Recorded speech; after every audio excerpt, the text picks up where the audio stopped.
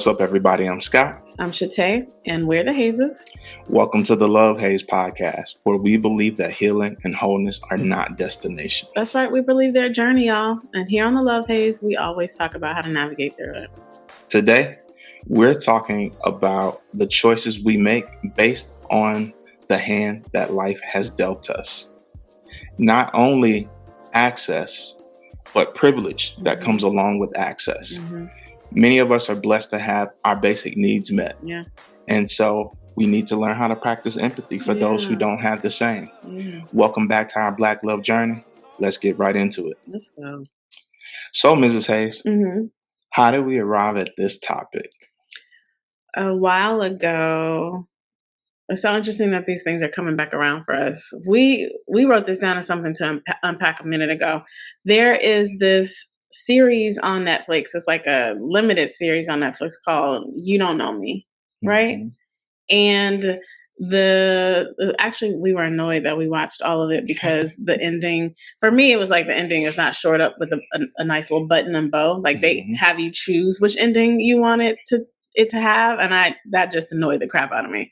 But it's I don't want to give the show away, but there's this relationship that ensues. The girl goes missing. She ends up doing some sketchy stuff. Like he finds her doing some sketchy stuff, and she's doing it in support of her brother who's gotten in some trouble. She's basically trying to pay off her brother's debt. And dude's trying to like shake some sense into her. Like, why are you doing this? Like this, you're better than this, whatever. And she says, you're only a good person because your life has let you live that way. And I was like, oh, that's deep. And it's very, very real, like very well written line, very nice, like just touched at the heart of life, it felt like. And so here we are unpacking it. So for me, that brought up, like, that is true. It is interesting how, folks can judge someone for stealing, for whatever choice it is that they make when really they're just trying to sustain, like they're just trying to live, right? And there's so many things that we can talk about in terms of the environments that we've grown up in, being a product of environment. And I think there's an exception to every rule, but generally speaking, people are just trying to live, right? And so I don't get to judge someone for what they need to do to live when I'm over here with, a place to live, food to eat, even though it might not be, a castle and a gated place in a mansion with a feast. Like I at least know where my next meal is. And so I just thought that was a really profound line and thought we should talk more about it. What came up for you when you heard it? I think very much so the idea of having the privilege of having resources to be able to do the things that we want. Yeah. It makes me think twice before I verbalize things about people going to therapy or just doing the work, all of those things. And it extends beyond finances for me. Just knowing that not everybody has the same value system that you have. A part of that is privilege. The way that I've been able to evolve into the man that I've become, the way that we've been able to evolve into the couple that we've become. It is thanks to therapy. It is thanks to having open-mindedness. It is thanks to, some of the things that we've been through that put us at an impasse that allowed us to have the choice to, use our resources to access some things that could help us. And we say so often, I think, freely, and not just us. I mean, I think all people say things like, just go to therapy, just do your work, just da. And everybody doesn't have the same level of access. Everybody doesn't have the same level of resolve. Everybody hasn't evolved to the point where you have and I have evolved to be able to just do something. And it makes me understand how privilege really works. And so that's what it really brought up the larger conversation for me and some of the stuff I feel like we need to unpack in this episode. It's not even that folks haven't evolved to. Everybody's at a different starting line. That's where the conversation about equity, that's what equity actually really is. So in order for someone what it would take for us to be at the point where we want to invest in therapy and be able to even have the mental capacity and emotional capacity to even want to do therapy. But that's a different starting line than someone who is, you know, um, just a job, not necessarily a career.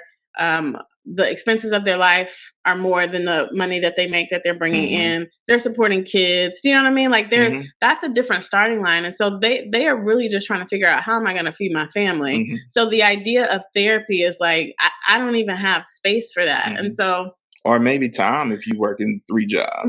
right. So it's not, when I say space, I mean not just time, like that's not even where their mind is Hmm. probably, right? And so we Agree. have grown up such that our parents, we talk about this sometimes, like we might say to our families, like, y'all need to go to therapy, da da da da. But also they lived their life, like because of the way that they Hmm. lived, we are able to start at a position of like, okay, Absolutely. I have my basic needs Hmm. met. I was able to go to college, however that looked like, even though it was like a struggle and I had to have Hmm. scholarships or whatever it was, I was able to do that. My family made it possible for me to do that. And now Hmm. here I am sitting on like the work that they did to help me get Hmm. here, saying, Absolutely. y'all need to go to therapy. You know, Hmm. it's kind of like that's a privilege for us It to be, is. you know? Hmm. I think also it is very selfish of us to do that. I don't think it's selfish to desire for Yeah. your family unit to be better Hmm. and for them to go and do some of the work that you've had the opportunity to do. Hmm. I think it comes from a good place, Yeah, it does. but I think we have to be careful with the things that we say to people from the privileged place of access. Yeah. And when we're not careful with that, I think that we can do more harm than good. So Mm-hmm. a part of our drive is to be able to even have this platform to be able to share information. And sometimes my mom will like secretly watch the episodes and call me and be like, I heard what you said. And understanding that, and we take time to have the conversation around, like, not that you did anything bad as a parent, like you did what you could do with your level of understanding, and I absolutely love you for it. Hmm. And it is also understanding, I think, that we have, that when we become parents, we will also make some mistakes that will impact our children. Hmm. And that's part of the conversation I get to have with my mom when she calls and she's not so happy that about something I may have said about her or my dad, our upbringing, that we will make our own mistakes. It is just a Hmm. recognition of some things that we had that maybe didn't work the best for us. But even still, I understand for her. I'm happy that they imparted what they did to us so that we could have this level of access. And Yeah. it's not a judgment or any condemnation Hmm. on them, because they use their resources to help me get to this point. I recognize that, and I Hmm. love my parents and my people for what they did Hmm. for us. Hmm. Has it come up in any other ways in your personal life? I think for me, what I'm thinking about now is like just access to education, for example. And being able to have access to, growing up, my parents put us in a private school. And when people hear the word private school, there's always this kind of thought like there could have been this pretension around it. Hmm. But we went to, our first private school was this very small Black private school, Catholic school, one class per grade, right? So Hmm. when I say my eighth grade class was like 10 people, Wow. like tiny, maybe 300 students in the whole school, and it was pre K through eighth grade. Hmm. So, but even still, my parents were able to pay for us to go there Hmm. because the schools that we were zoned to weren't the best ones, like didn't Hmm. have offer the best educational experience for us. And we know, like, especially living here in America, like better education unlocks more opportunity here. Agree. Like when people talk Hmm. about realizing the American dream, a lot of that is tied to your educational experiences. So for me, to be able to go to private school from 6th grade to 12th grade. So after that small one, and I finished in 8th grade, was able to go to a even better high Hmm. school that was a private school, and then to be able to go to one of the top HBCUs, right? One of the top.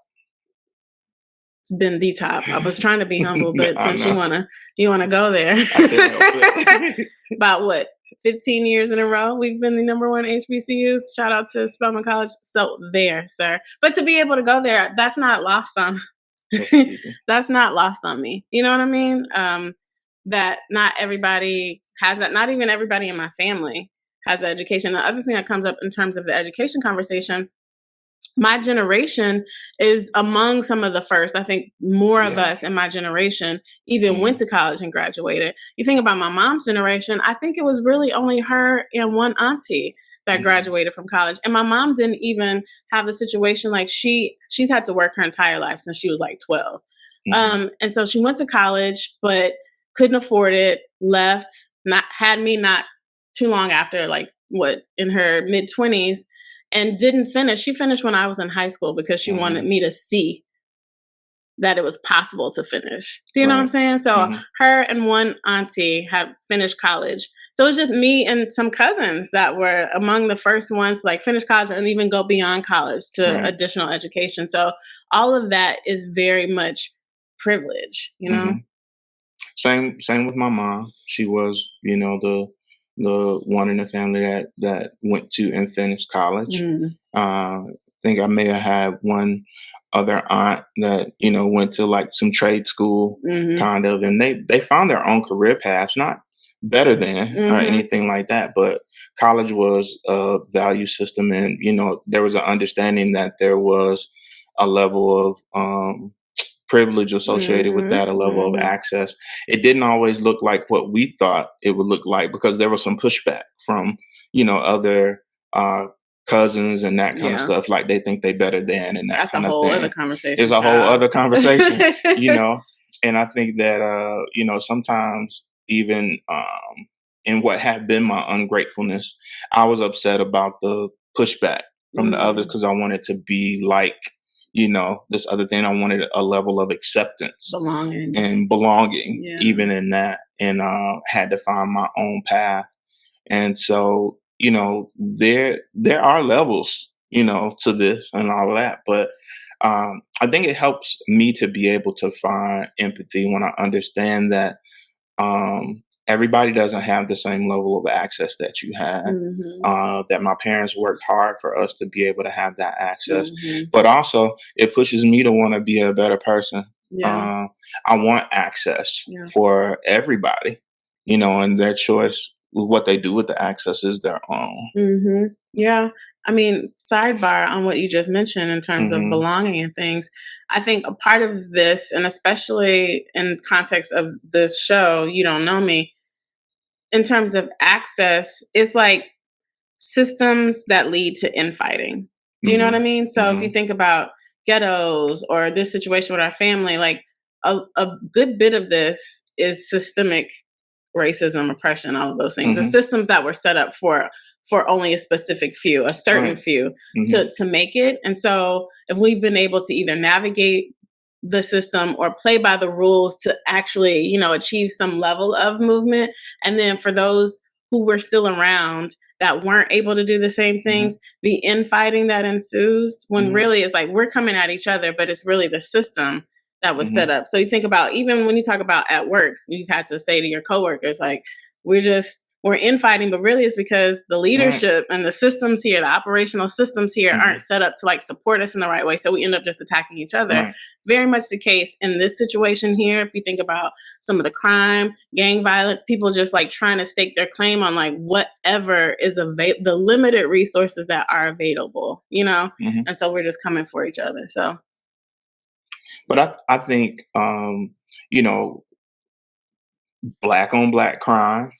I think this kind of infighting, I think conversations around mental health, I think all of those things end up being crimes of proximity. yeah. When we're lashing out against those people who are closest to us and we Mhm. feel like can hear us because Mhm. we don't know how to deal with what it is that we may be feeling in the moment. And you're just attacking the person that's closest to you. Yeah. Um, Even with me having learned how to play by the rules and use the system that was in place to, and understanding that a level of my privilege and a level of my access came from my parents knowing how to navigate that system, and in turn teaching me how to navigate that system. There is still a great portion of me who will use that education to dismantle that system that Mhm. didn't allow other people who look like Mhm. me to have access. Mhm. I believe that we need to have universal access to mental health care. Mhm. It should not be something that people only have access to when they're in already in prison systems, Yeah. or when they shouldn't. Their first contact with the social worker shouldn't be when they're fighting to get their children back, Yeah. because they don't have finances to, and they've had to choose between if I'm going to have my child do their homework in the light, or if I'm going to put food on the table, and they Yeah. choose food. So now somebody's coming in and take your kids away because the lights weren't on and they don't have a bath or whatever. This is not because people are bad people. It is about access. Mhm. So if I get my education and then don't do the work of dismantling systems that don't allow for access, then to me, I have failed at what I'm supposed to do. Mhm. This is not a system to help my children get access, Mhm. to get what they need. It is so that we can dismantle systems that say that access in college and all of those things are only for a certain group of people. Mm. I used to be really big on using terms like the talented 10th, and Mm. I don't do that anymore Mm-mm. because that ain't what it is. Yeah. It is bigger than us. I want access for more than just the 10th of us who are supposed to be the best of. I believe that we all are the best of with access, Mhm. with equality, with inclusion, with all of those things. And my pushback, well, I'll get into that a little bit later. The feelings that I have about DEI initiatives and all of that that don't have any level of access. But anyway, Mhm. Yeah. Cool. so I guess we're kind of moving into the haze Mhm. itself of exercising empathy. How do you find empathy for other people and not just around finances, around everything? Mhm. I think the haze is just remembering, not forgetting, however Hmm. you want to say it. Because I think the beauty of our stories, if I even think about just the what I just mentioned in terms of educational access, the beauty of the story is we can see generation by generation how we, my family, I'll speak specifically, is improving. I know um, how my grandmother and great grandmother lived. Like I know those areas of town. I know how their children lived, and then I see every generation just trying to get better, like do better Hmm. than their Hmm. parents did. And that's not lost on me. And so, you hear people say like never forget where you came from, or it's important to stay humble or stay grounded. My grandfather, Poppy, would always mention that, like, it's important to, I don't know if it's like just community service or just to stay in the neighborhoods or the hood, as people Hmm. say it, because Hmm. not necessarily stay in it, but stay connected to it. Go around. He used to always go to this community center called Shape, and they have this like co-op with fruits and veggies and a really great library. He needs to like not live over there, but like just go over there, and it's like it keeps you connected. It reminds you, right, where you came from. So I think the hazes, or I don't know if it's the haze. I know the risk is that when you start to get some level of success or move or evolve, and you run the risk of like forgetting where you Hmm. came from, and that makes it easier for you to judge people. So I can sit out and judge somebody for, I don't know, whatever it is that they were judging. The I think in this movie the brother was in jail and got caught up in drugs or something like that, and Hmm. so it's easy to be like, why would you sell drugs, or like why would you Hmm. make that choice, if you feel like you're so far removed from it. Hmm. And why would you? It's easy from access to your resources from what Mhm. you know that you have to Mhm. be able to say, why didn't you make a different choice? Yeah. When people don't understand that they have a different choice, Yeah. like this is the resource that I have. So the young lady, I think, made a choice based on what she thought the Yeah. resource she had to Oh, use she to, had, yeah. and we have to do that. You know, the haze, um, for me, of exercising empathy is knowing that there is a portion of the work that I have to do, and um, it that's not even the hard part of it. It is understanding that if things are still the same and I'm complaining about them being the same, then there's a portion of the work that I haven't done. So, like you were talking about Poppy, and I cracked a smile just remembering that because I remember going to grandmother's house and looking at like pictures of Poppy and him being honored at that community center and all that kind of stuff. And you know, with access comes responsibility, like to whom much is given, much is required, right? If we are not doing the work to go back and change our communities and change the landscape and all that kind of stuff, and for me, it is just about where your place is, where your expertise is. So for me, I find empathy for particularly those people, black folk, black men who are dealing with mental health issues, issues that I have experienced in my line of work, issues that I have experienced personally, and knowing that there are other people who look like me, men who are going through things that I went through, that if I don't use my story to help open the gate to bring people in, if we don't do this podcast, if I don't have man to man, like what is coming up in March, if I don't do that portion of the work, then how dare I get my healing and have my access and not share that information with other people? The Mm. haze of that for me is the work that you're supposed to do that is a result of your story and result of the access that you've been able to gain. I hear that, and I agree. So I don't disagree. Hmm. I guess my comment would be around language. When we say the work that there is to do, that could be a little intimidating for some people who might Hmm. be like, "Well, I have no desire to have a platform. I have no desire to do X, Y, and Z." That seems a little like a leadership Hmm. capacity. And so what I would do is just shift the language and saying, yes, it part of it is work, but I think it's just being the change, right? Hmm. Feels a little cliche to even say, but in terms of um, our whole aim in even having these conversations is to affirm and empower the Yeah. Black community. We want you to know that there is another choice you can make, that you are enough, that you're not alone, right? Those things. Hmm. So even even though it is work in a certain sense, it's also just being the Hmm. inspiration. It's also just sharing my story so you can know you don't have to go through the same thing. Or if this worked for me, maybe it'll work for you too.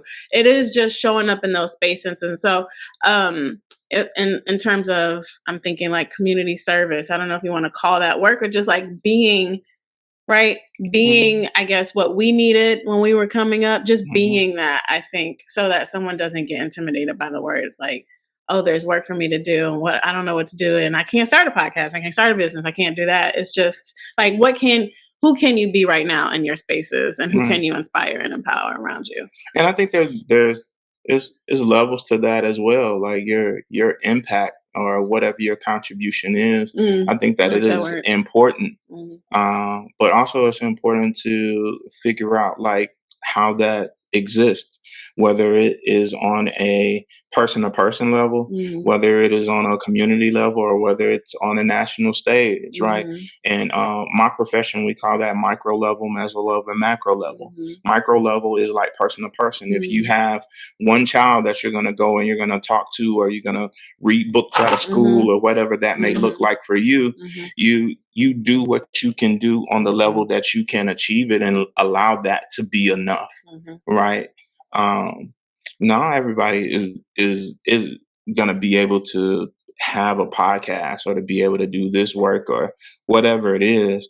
I think that our desire really is my desire is for me to impact um change on the level that I can impact it mm, on. mm, And I'm grateful to have the access and the resources to be able to even sit here in my living room, have a couple of lights set up, and to be mm. able to have these conversations, right? It is an understanding that I have the time off of my job to do that. Mhm, I have the partnership that I have with you. mhm, I have, a little bit of dough So, we can get a couple things from Amazon and set it up and do those things. And not Mhm. everybody has that.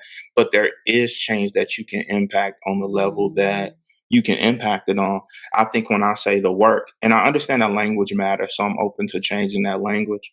Um, when I say the work or the your portion, it is that you Not do your portion. something Mhm. with the lessons that you've learned. Mhm. I honestly believe, and I recognize that I have to use an I statement here.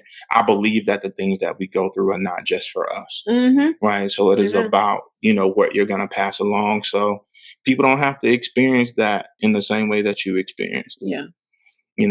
I just don't want to be a person who gets my healing and gets my access and gets the things that I need and be like, well, good luck, Mhm. sucker. You get it the best way you can. And I don't Mhm. want to celebrate I got it out the mud. Mhm. Yeah, that's cool. But, at what point do we start to build bridges?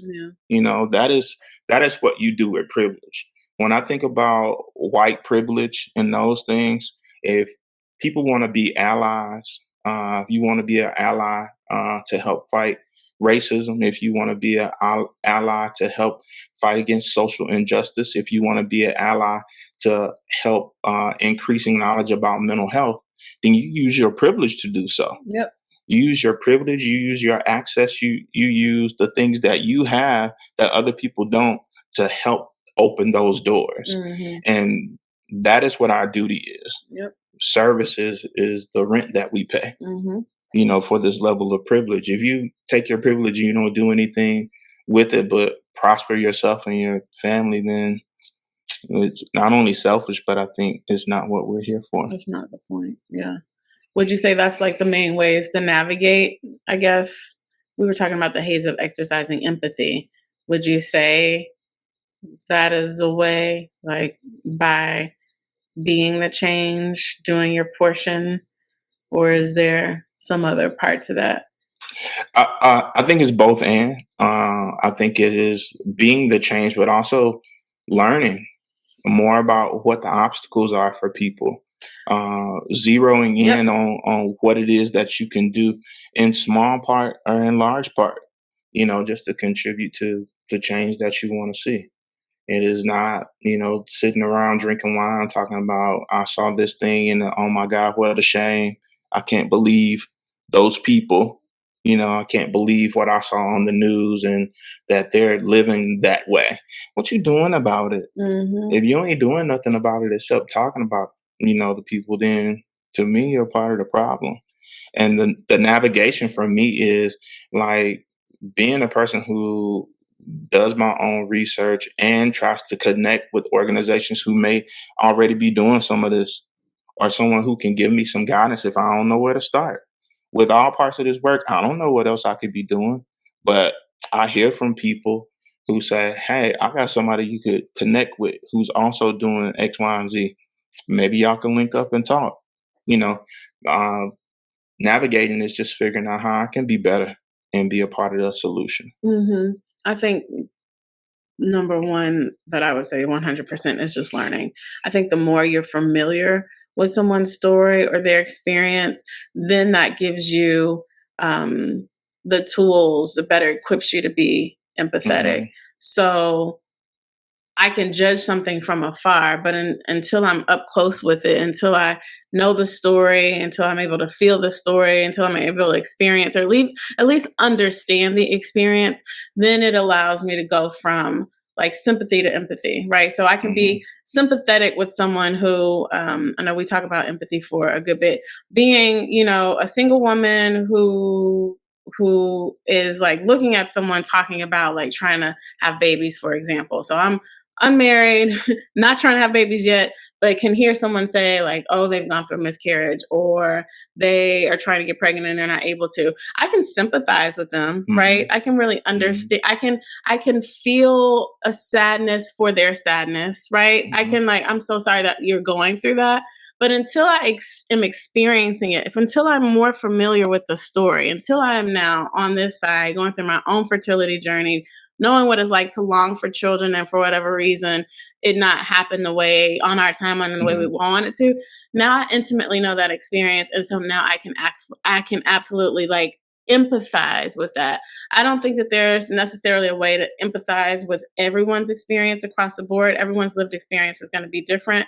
And even though I might not be able to empathize with someone who has to sell drugs in order to get by, I do know what it's like to not have enough money to like live the way I want to Hmm. live.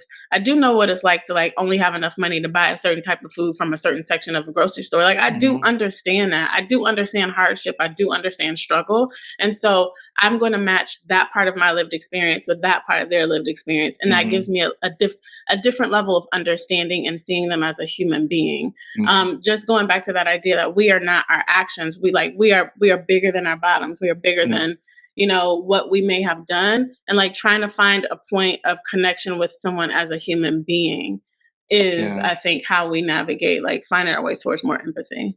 I think that kind of pushes us into the next point of like what we've learned about access and privilege. And I think one of the things that I've learned about access and privilege is that I don't want to be a person who throws on my cape and swoops in to go and Yeah, save yeah. people. Sometimes you need to go in and shut your damn mouth and learn Hmm. and ask people what it is they They need, need to yes. be able to help build the bridge, Yep. right? Because if you go in waving your money and waving your healing around and all of those things, Let me help it you right. be like Let, me. let me help you. Let me help you use your words. Let Yeah. me show you how to get to therapy. Nah, people don't need that. You have to go in and meet people where they are Yeah. and have the conversations around what is needed to help them. Yeah. Because what's important to me is not necessarily important to other folks. Hmm. What can I do to impact change where you are? I was talking earlier about a parent having to make a decision, and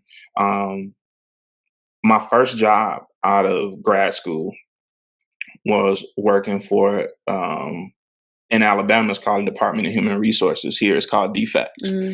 and they had paid a portion of my grad school tuition, and I was supposed to pay them back in a year's worth of time. I quit that job in 6 months because I hated the idea of having to be a person who swooped in and told people what they had to do in order to keep their children, Mm. to be able to tell them you made a wrong choice when you decided food over lights, Mm. right? That's And tough. not to be coming with any other solution other than saying you did it wrong. Mm. I hated the idea of that. I got to my 6 month evaluation. I ain't have no money. I ain't have no job. They said, um, what do you plan to do in the next 6 months that will improve your performance? And I said, quit. And the lady had gone on to the next question. And the lady that was sitting in with her was just like, wait, he said he quit.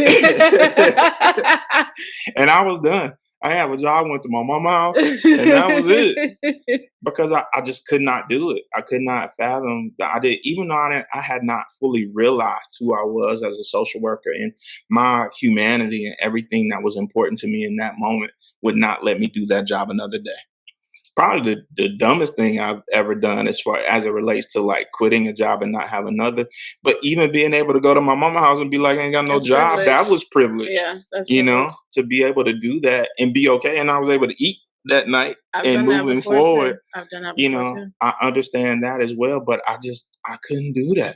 Right. Knowing that you don't go in and try to find out where a person is. In my work now, as much as some of my clients get on my nerves, when we first meet, when we set up their treatment plan and establish their goals, I ask them what their goals are. And I Mhm. literally, in their treatment plan, put quotations around what they've said is important to them Mhm. regarding the goals that we're going to partner to work on during the 90 days of treatment that they're Yeah. there. Because if I write down their goals, then that's what I'm gonna work on. Yeah. And we'll clash every time. Because if it's not important to you, then what we doing here? Mhm. So I don't want to put my cape on and come and save, the peons who need it, Mhm. right? I want to be a person who is able to partner in whatever it is and whatever it looks like for you, even if that's something that's not directly related to what I thought I was there for. Mhm. I'm there to use my privilege and my access to help you get maybe this um, prerequisite met so you can get to the other space, Mhm. right? And that is a part of allowing people access. and to help them get, what it is that they need, so they may even be able to think about addressing this other issue. Mhm. That's the part of it. So what do you think about that part? What have you learned about access and privilege that you haven't maybe already covered? I think we've said it all. I have had your exact same lived experience in terms of like just knowing that this job, this is not it, and Hmm. I'm gonna quit. And again, also go to my mom's house or an uncle's house and be okay. That is very much privilege. I mean, my heart just goes out to my community. We are not a monolith. I mean, Hmm. that's what I could add to this conversation. I know that we are not a monolith. We all have different experiences, even though we all have similar struggles, similar experiences in terms of, and I'll speak specifically for Black America, like similar Black American experiences, racism across the board, how how this, well, it is a The company, same thing. right? How the country was Mhm. built, and racism in terms of redlining, like where you can live, where you can go to school, what it means to be free, interactions with the police, like all of those things to a certain extent are very similar. Even when we talk about our children, getting them into the upper echelons of educational experiences, you know how much like microaggressions and racism like we Mhm. experience as Black people when we get into some of those spaces. And so it is, I guess what I'm saying here is like access and privilege are so nuanced, right? Because even though Mhm. you get to another level, there is, and still speaking for against the system of white supremacy. Child, I can speak white supremacy. Mhm. There still will be a level of something that we all Mhm. experience, no matter how high ranking or how far along or how successful, Mhm. how much of the American dream we've realized. I think as long as the system of white supremacy is still there, until we dismantle that, you Mhm. know, I don't know. I'm thinking about Stevie Wonder. One day we'll all be free. Ooh. Mm. I feel like your song just changed. Huh? Like right then, I I'm saw it just adding change. it. I'm adding it. Let me tell you how songs just drop in my spirit, Yeah. y'all. That's exactly what I'm thinking about. Mhm. I don't know if that's necessary. I guess it is a learning that, I've Mhm. learned that we're not a monolith, that is nuanced, that there's levels to it. And to your earlier point, I think it's just important for us to just see each other as human beings and then do our very best to try to I don't know if it's even the playing field. I don't know if it's, yeah, just give back in whatever ways that we can. I think also, what you were saying earlier about, the haze sometimes being to remember. Um, I've seen so many people like use their privilege and their access to get enough power to be able to discriminate against someone else. Mm, And that is not what I believe that we access power for, that we get hours for, to even, you know, to have enough just to be able to discriminate against somebody else.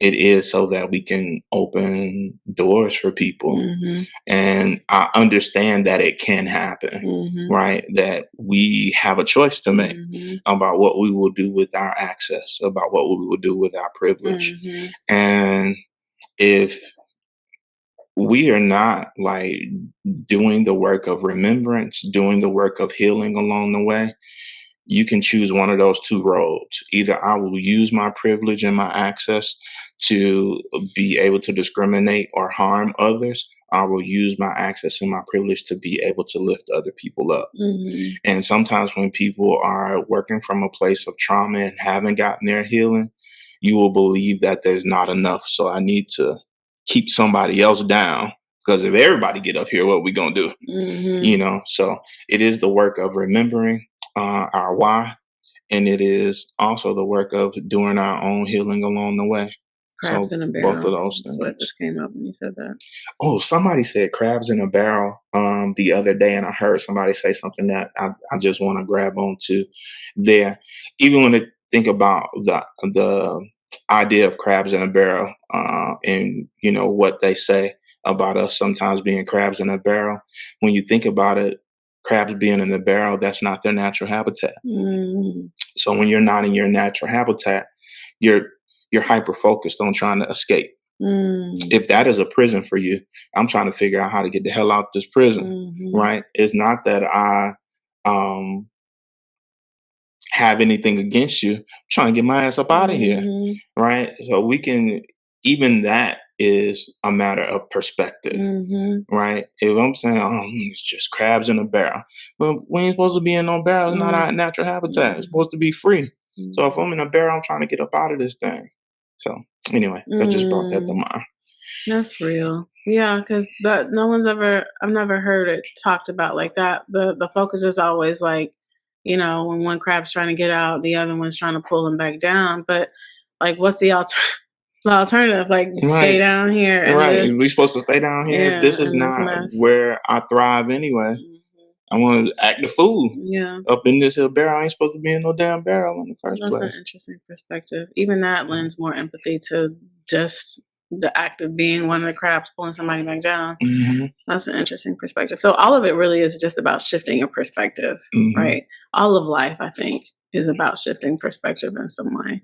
That was really good. Yeah. So speaking of, and now that I know that it's changed, It hasn't changed. you're adding I'm to. adding. Okay. So What is our music for the moment? yes. So the one that I had planned for this conversation is Juicy, or Biggie, Notorious Mm-hmm. Big. And the reason I chose that song is like, even at the top of, to me, the whole song is about empathy. It's about understanding somebody's lived experience. The whole Mm-hmm. top of the song, before he even gets to his bars, he's like, this is for, people who call the cops on me when I was just trying to make enough money to feed my daughter. And so throughout the song, all of his lyrics, like, this is what I dreamed of, this is what I got now. And even in the chorus, like right before it starts every time, if you don't know, now you know. He's like really sharing, like, this is why I made the choices that I made. Mm-hmm. Because my life was set up this way. Considered a fool because I dropped out of high school. You know what I mean? Like, just doing what you have to do to survive. And now we sip champagne when we're thirsty. Like, so that I thought was like, oh yes, this is like the heart of what we're talking about, just understanding people. We can't, being the person who's calling the cops on somebody selling drugs. I can understand not wanting drugs to be sold around your doorstep. And also, like, let me understand, like, why is this person, what is it such that our neighborhood, like, what type of systemic situation is caused, like, this condition in our neighborhood specifically. And I don't know what you do, like, even if you understand it, I don't know what it is that you do to help be part of the solution, but he was like, this is why I am the way that I am. If you don't know, now you know. So that was great. And then I hope it's Stevie Wonder. Am I crediting the right? You know what song I'm talking about? One day we'll be free. Yeah, that one. I'm gonna have to find the exact song of it, but that feels like where we ended up. We started off talking about like access and privilege, but it kind of ended up in terms of the conversation of systemic oppression and white supremacy, like just the idea of being free is I think what we're all striving here. And I would even just say just free in our minds and our spirits and our emotions, like, yes, physical freedom, but just like free to just be who we want to be, live how we want to live, like free to exist and thrive, I think. Yes, and thrive. Yeah. That's what's up. We all good? Anything else to add to the convo? Nah, man. We did this thing. Turn up. Well, I want my people to be free, to be free, to be free. Come on, we're going to add Mos Def. Jumped up in my spirit too, huh? I think we've had that, though. Mos Def? Yeah, we have that on the playlist already. Yumi says. Yeah. We got a fire playlist, y'all. Find it. Yeah, Hayes Podcast, Music for the Moment. Music for the moment. You better get up on it. Yeah, yes. Come on, bars. If you're joining from YouTube, we invite you to like this video, subscribe to our channel. You'll get notifications when we release our newest episodes every 2 weeks, right? And if you're everywhere else, so Amazon, iHeart, Google, Apple, Spotify, all the places, wherever you stream your favorite podcast, that's where we are. So like rate us, follow, You can follow us on the Love Haze Hmm. on IG and Facebook as well.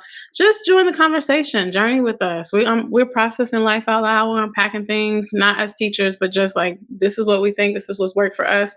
Maybe Hmm. it'll inspire and work for you too. We're just here to Amen. affirm and empower your wholeness as well as our own. And like we always say, life was always going to present us with a haze, but we have everything that we need within us to navigate through it. The most important thing is that you're not alone. You know. Join us next time. We appreciate you joining us this time too. Just know that we're gonna take this journey together. All right. Peace, y'all. Holla. Holla. Why'd you take so long to come